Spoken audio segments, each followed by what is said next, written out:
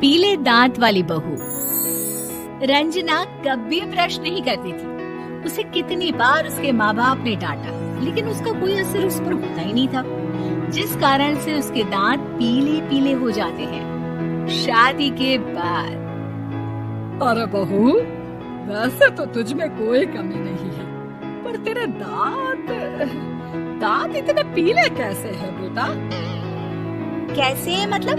कुछ सर्जरी थोड़ी ना कराइए। वो तो क्या नाम, मैं ब्रश नहीं करती थी तो पीले हो गए। अब क्या करूं? आप कहें तो लाल करवा लूं या फिर काले? यार ये क्या है, क्यों माँ से लड़ रही हो?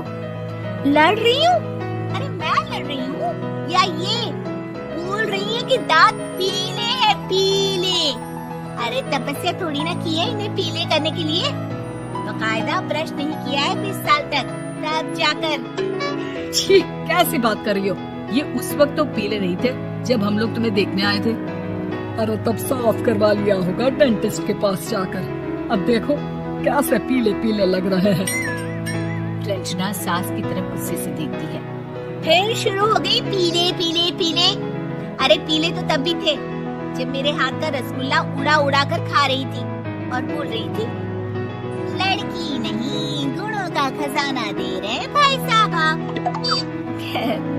अब वो लोग करते भी तो क्या करते, पीले दांत वाली बहू पल्ले पड़ी थी तो झेलना तो था ही। एक दिन कीर्तन में रंजना गाना गा रही थी। अरे कमला बहन, माँ का द्वार है, यहाँ तो सब शुद्ध होकर आता है, फिर अपनी बहू को ब्रश भी नहीं करवाती तुम। दूर से पीले पीले दांत भक्ति में बाधा उत्पन्न कर रहा है। और कोई 2 साल के बच्ची थोड़ी ना लेकर आई हूँ मैं बहू बनाकर। अच्छी खासी लड़की है, अरे कैसे करवाऊं ब्रश? ये तो उसे खुद करना चाहिए ना।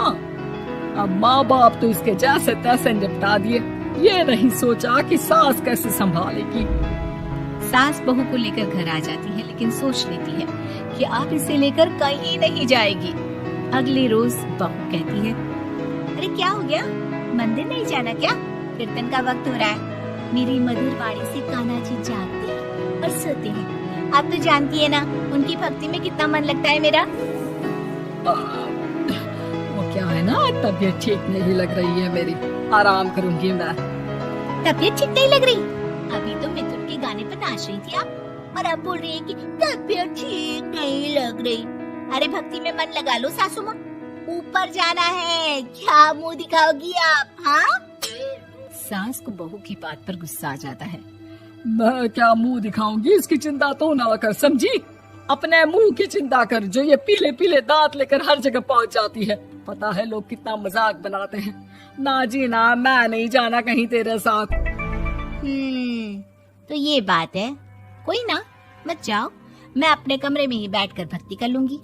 ऊपर वाला दांत थोड़ी ना देखता है, मन देखता है, भावना देखता है। और अरे बस बस, तू सब कुछ दिखा, बस ये सफेद चमकदार दांत ना दिखाना किसी को, है? जा यहाँ से।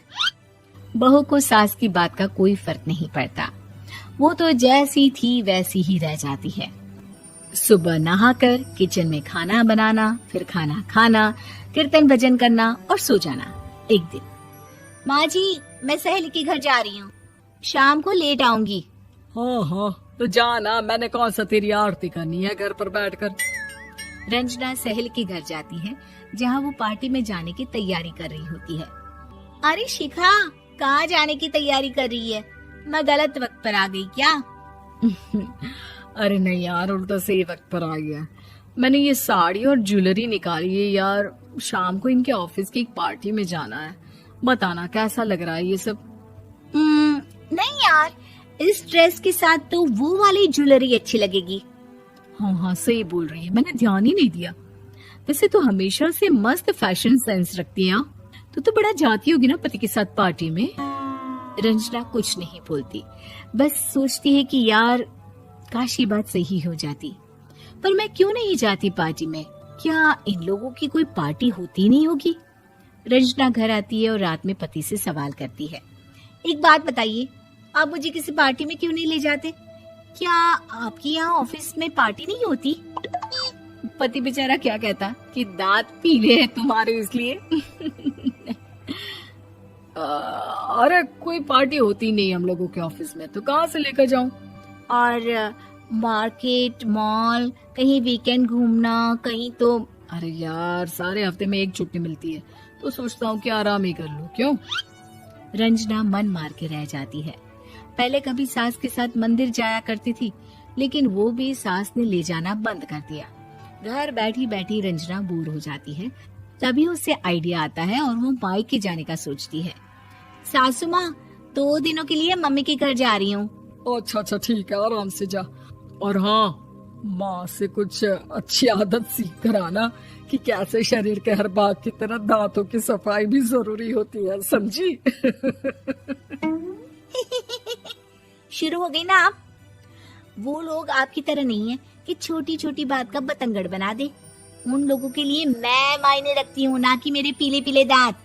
रंजना माँ को बिना बताए उन लोगों को सरप्राइज देती है, लेकिन जैसे ही वो दरवाजे पर पहुंचती है, अंदर देखती है कि घर वाले कहीं जा रहे होते हैं।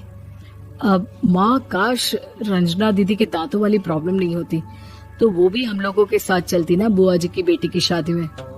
हाँ बेटा, लेकिन अब उसे कौन समझाए कि उसको उसके पीले दांत नहीं दिखते, लेकिन उसके आसपास के लोगों को कितना एम्बैरेसिंग फील कराते हैं। मुझे तो कितनी बार उसके स्कूल की टीचर ने शिकायत की कि उसके साथ कोई लड़की बैठना भी नहीं चाहती, और ना ही कॉलेज में कोई उससे बात करना चाहता था। लेकिन पता नहीं क्यों उसे ये बात समझ में ही नहीं आती। कोई कमी नहीं है उस लड़की में, बस यही कि दांत पीले हैं। वो तो भला हो जीजा जी और उनकी माँ का, जो दीदी को जैसी है वैसे ही रखा हुआ है। रंजना को अपने घर वालों की बात सुनकर बहुत दुख होता है। वो सोचती है कि वो क्या करे, लेकिन फिर वो सीधा डेंटिस्ट के पास जाती है, अपने दांत चमकाती है और कसम खाती है कि वो रोज ब्रश करेगी। अरे क्या हो गया? तुम तो 2 दिनों के लिए गई थी ना, पर कोई ना, अच्छा है, चलो आ गई तो। रंजना सास के सामने आकर खड़ी हो जाती है और पूरी स्माइल करती है, उसके चमकदार दांतों को दिखाती हुई। हैं? चले मंदिर?